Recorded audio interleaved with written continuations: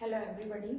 आज मैं यहाँ नया टॉपिक लेकर आई हूँ। वो हमारा टॉपिक कौन सा है? वो है प्रायद्वीपीय भारत। इससे पहले हम लोगों ने क्या कंप्लीट किया? इससे पहले हम लोगों ने पढ़ा था हिमालय पर्वत। ठीक है, तो आज जो मैं स्टार्ट करने वाली हूँ, आज जो हम पढ़ने वाले हैं वो है प्रायद्वीपीय भारत। प्रायद्वीपीय भारत क्या है, इस शब्द को क्यों दिया गया है, इसका निर्माण कैसे हुआ है, इन सारी गुत्थियों को आज हम सुलझाने वाले हैं। ठीक है, तो हम लोग क्या करने वाले हैं, हम सबसे पहले जानेंगे कि ये जो प्रायद्वीपीय भारत है, अगर कोई टॉपिक है उसका नाम प्रायद्वीपीय रखा गया है तो उसका रीजन क्या है। तो जो प्रायद्वीपीय इसका नाम रखा गया है, जो प्रायद्वीपीय जिस महाद्वीप को हम कहते हैं, महाद्वीप के जिस हिस्से को हम कहते हैं, वो हिस्सा तीनों ओर से पानी से घिरा हुआ हो, ऐसे क्षेत्र को हम लोग क्या कहते हैं, ऐसे क्षेत्र को हम प्रायद्वीप कहते हैं। तो क्या है कि ये जो हमारा जो प्रायद्वीपीय वाला क्षेत्र है, ये तीनों ओर से पानी से घिरा हुआ है। देखो आपको साफ दिखाई दे रहा होगा, ये है हमारा अरब सागर, बंगाल की खाड़ी और ये हिंद महासागर। ऐसा महाद्वीप जो तीनों ओर से पानी से घिरा हुआ हो, उस क्षेत्र को हम लोग क्या कहते हैं, उसको हम कहते हैं प्रायद्वीप। तो ये प्रायद्वीपीय भारत हो गया। ठीक है, अब हम लोग क्या देखते हैं, इस मैप में मैंने कुछ बनाया है, आप पहले इस मैप को थोड़ा सा समझने की कोशिश करिए। ठीक है, फिर अपन लोग क्या करते हैं, इसको शुरू करते हैं। ये जो ऊपर दिया हुआ है, ये अरावली पर्वत श्रृंखला है। ये जो दोनों हैं, ये हमारे प्रायद्वीपीय भारत के दोनों तट हैं। ये पश्चिमी तट है और ये हमारा कौन सा, पूर्वी तट है। और ये मालवा का पठार, छोटा नागपुर का पठार, दंडकारण्य पठार है। ठीक है, तो अब हम लोग क्या करते हैं, ये तो हमने मैप को थोड़ा सा देखने की कोशिश की है, क्या कैसा है। तो अब हम क्या देखेंगे कि ये जो प्रायद्वीपीय भारत है, जो प्रायद्वीप का जो दक्षिण का हिस्सा है, ये बहुत पुराना है। ये हमारे हिमालय की तरह नवीन वलित नहीं है। तो अब ये पुराना कैसे हुआ, ये देखो, ये पुराना ऐसे हुआ जैसे हम लोगों ने स्टार्टिंग में जब हमने हिमालय पढ़ा था तो हमने एक चीज समझी थी कि ये पूरे के पूरे जो 7 महाद्वीप है, ये पूरे एक थे, जुड़े हुए थे। तो इसको हम क्या कहते थे, इसको हम क्या कहते थे, पैंजिया कहते थे। ये पूरे जुड़े हुए थे, इसको हम लोगों ने क्या नाम दिया था, पैंजिया। ये था पैंजिया। अब पैंजिया में जो आंतरिक कुछ हलचल हुई तो इसका क्या हुआ, विखंडन हो गया। जब इसका विखंडन हुआ तो ये ऊपर का क्षेत्र अलग और नीचे का क्षेत्र अलग हो गया।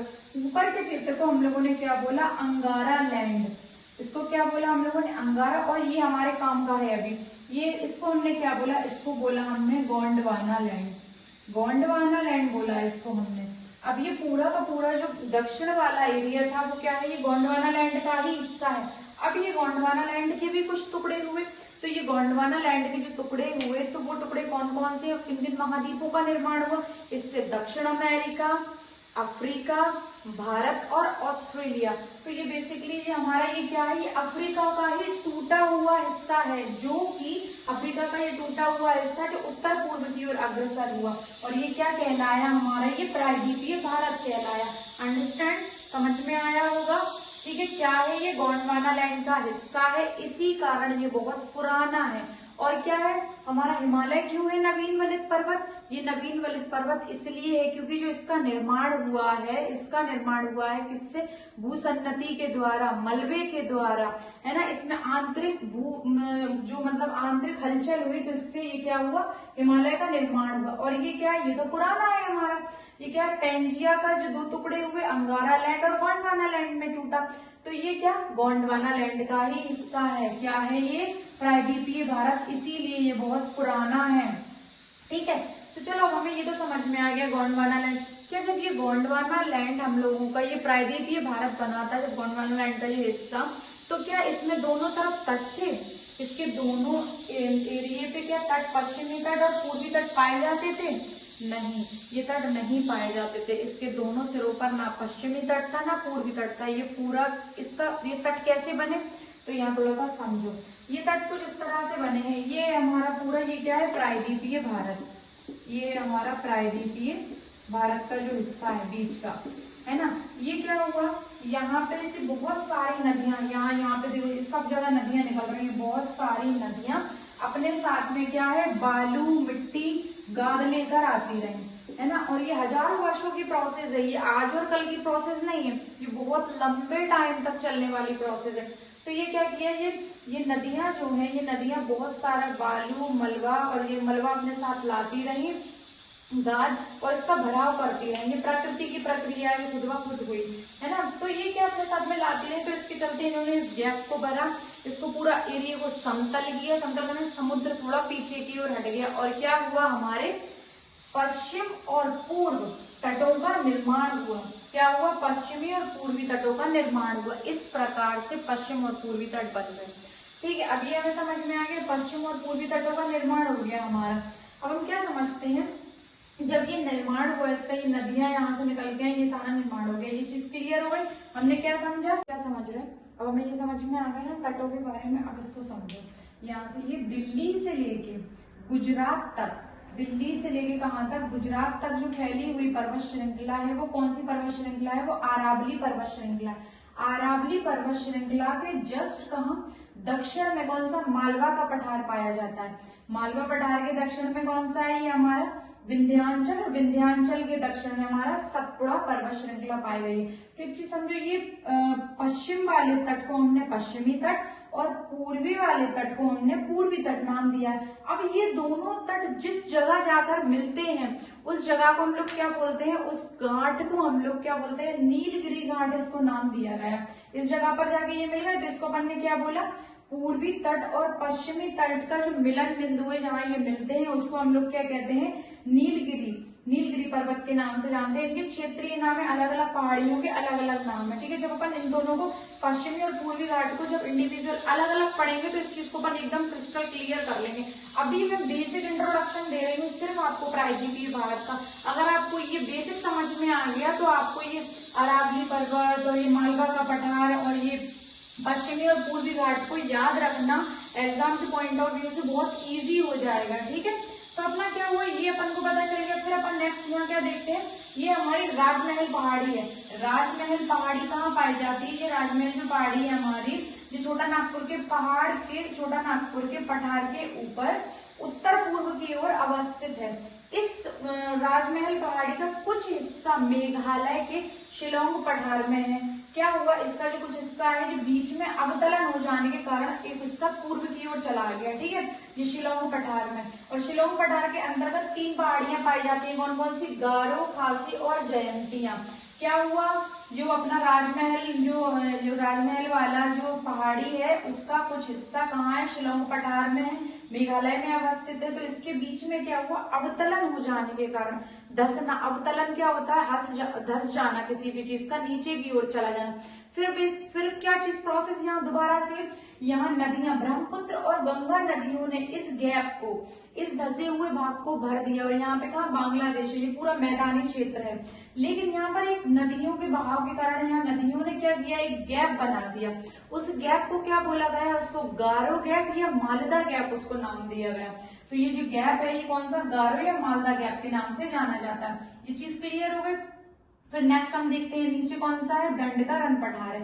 अब अपन एक चीज को क्या देखते हैं कि अपन इसके मतलब जो ढाल है, ढाल को समझने की कोशिश करते हैं।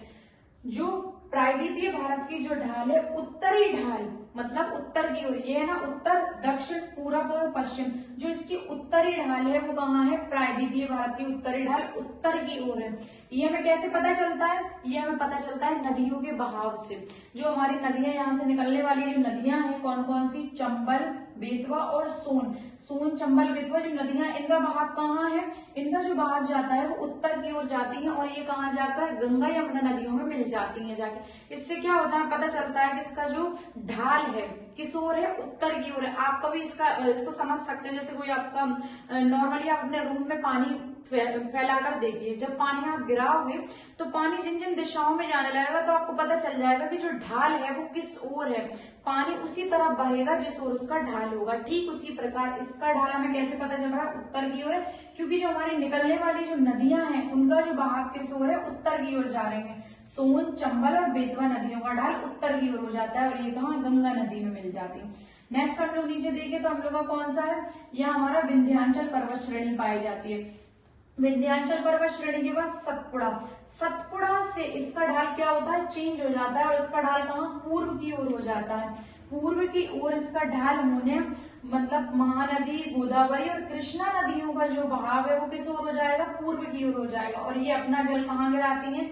ये अपना जल गिरा रही है बंगाल की खाड़ी में जाकर। ठीक है, फिर नेक्स्ट हम यहाँ क्या देखते हैं? अब यहाँ 3 जो पहाड़ियां दी हुई है जो लाइन से, ये हमारे देखो अरावली, मालवा का पठार और ये विंध्याचल और सतपुड़ा।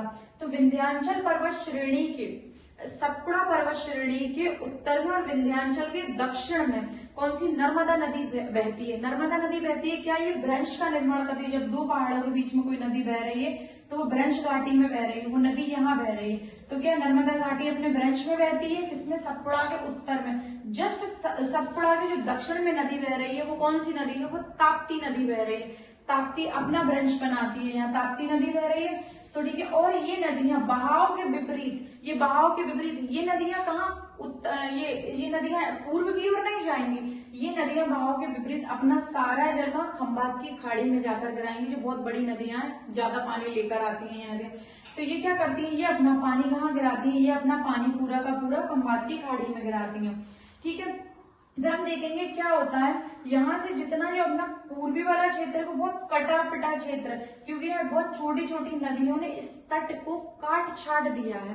पानी ये अपने साथ में आती है। अब एक एग्जाम्पल है, जैसे कि पत्थर पे एक रस्सी भी रगड़ो तो वो रस्सी भी अपना निशान बना लेती है। फिर तो ये नदियां हैं, ये अपने साथ पानी लेकर आती हैं, तो ये क्या करती हैं, ये कटा छटा हुआ इसको कर दिया है, यहाँ से अपना पानी गिराकर या कुछ भी चीज ऐसी करके यहाँ पानी लाकर, अपना मिट्टी बालू गाद लाकर इस क्षेत्र को बहुत कटा छटा कर दिया है। ठीक है।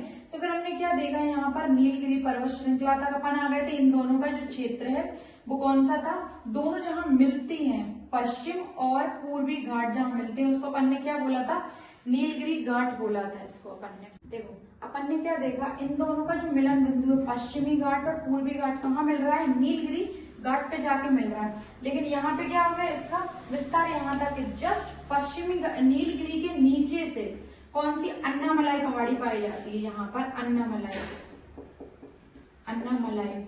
इसको पश्चिमी घाट को नीलगिरी के बाद पश्चिमी घाट को किस नाम से जाना जाता है, अन्नामलाई पहाड़ी के नाम से। अन्नामलाई पहाड़ी के जस्ट नीचे कौन सी है, इलायची पहाड़ी या कार्डामम, इलायची पहाड़ी, इलायची पहाड़ी पाई जाती है। पश्चिमी घाट को नीलगिरी के दक्षिण से अन्नामलाई और इलायची या इलायची, या नहीं मतलब दोनों अलग अलग है, अन्नामलाई और इलायची पहाड़ी के नाम से जाना जाता है। पश्चिमी यानी प्रायद्वीपीय भारत की सबसे दक्षिणतम पहाड़ी कौन सी है, वो है हमारी कार्डामम यानी इलायची पहाड़ी। आई होप कि आप लोगों को ये लेक्चर में चीजें मैं क्लियर कर पाई हूँ, आपको कुछ समझ में आया होगा, है ना। जो समझ में ना आया हो आप इसको फिर दोबारा से रिपीट करके देख सकते हैं। अब नेक्स्ट हम क्या करने वाले हैं, जैसे हम लोगों ने इसका पूरा बेसिक समझा है, अभी क्या है प्रायद्वीपीय भारत, इसमें कौन कौन सी पर्वत पहाड़ियां हैं, ये पठारी क्षेत्र है ना। अपने क्षेत्र से जो उठा हुआ क्षेत्र होता है उसको हम लोग क्या बोलते हैं, उस क्षेत्र को हम लोग पठारी क्षेत्र बोलते हैं। ये सब चीजें अपन ने यहाँ क्लियर कर ली। अब अपन को क्या काम करना है, अपन ने कॉन्सेप्ट बनाया है इस लेक्चर में। अब जो हम शुरू करेंगे, अब हम अलग अलग पर्वतों को कंप्लीट करेंगे। अब मैं नेक्स्ट जो वीडियो लेकर आऊंगी इसमें हम अरावली पर्वत को विस्तृत रूप से समझेंगे। अरावली पर्वत की लंबाई, अरावली पर्वत की सबसे ऊंची चोटी कौन सी है, अरावली पर्वत कहाँ विस्तृत है, कहाँ से लेके कहाँ तक, ये सारी चीजें हम लोग क्या एग्जाम के पॉइंट ऑफ व्यू से हम लोग इसको कंप्लीट करने वाले हैं। Thank you so much.